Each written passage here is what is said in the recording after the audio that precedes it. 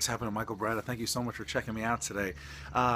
This just came to me, and I started to actually talk to myself, and I figured, you know what, let me just blog this out for all of you. So, a lot of times when people talk about challenges and issues that we all face, and we all face them. Everybody has their challenges, everybody has their obstacles, everybody has their tough times, their sicknesses, their illnesses, their sadness, their depression. Everybody has these things, and they all look how they look to each other, right?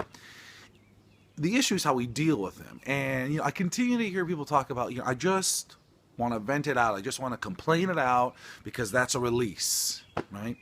And at the end of the day, there is obviously some good that comes from letting things out.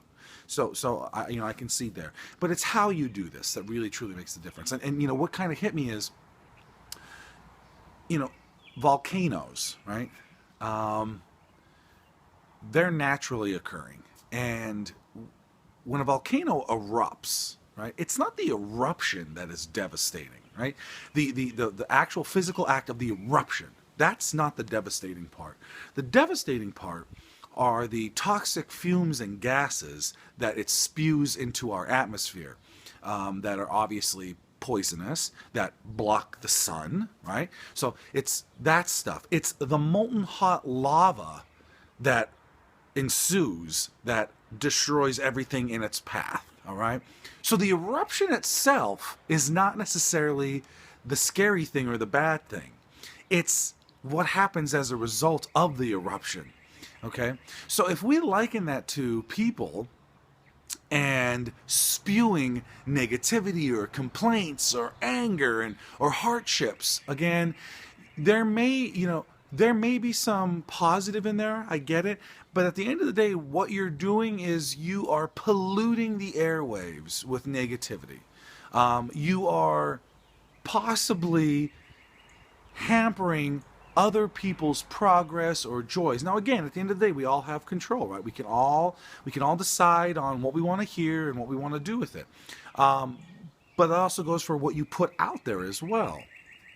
So when I think about how people try to justify spewing and venting and complaining and being angry, I look at it as a volcano, because essentially, really with any kind of problem that you may have, any kind, physical element, emotional, mental, confusion, frustration, depression, whatever it may be, and philosophies say this, so I'm not going to try to hold myself up as if I just thought of this, but you're really supposed to look inward. You're not supposed to go outward first, right? You're really supposed to look inward. You're really supposed to embrace and engage whatever it is that is causing you pain or suffering or struggle, and get quiet and listen. Listen to understand. Try to figure out not only what is happening, why is it happening? What caused that? Why did that cause that?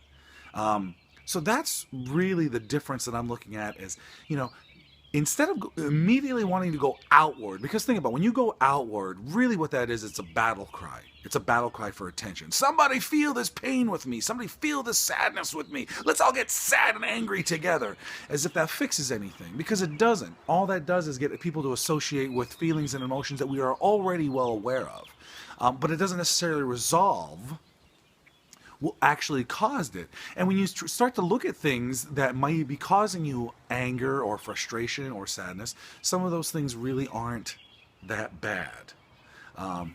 So that's the game change. That's how we want to look at things. That's how we want to try to internalize really what the problem is before we go outward first. Don't be a volcano.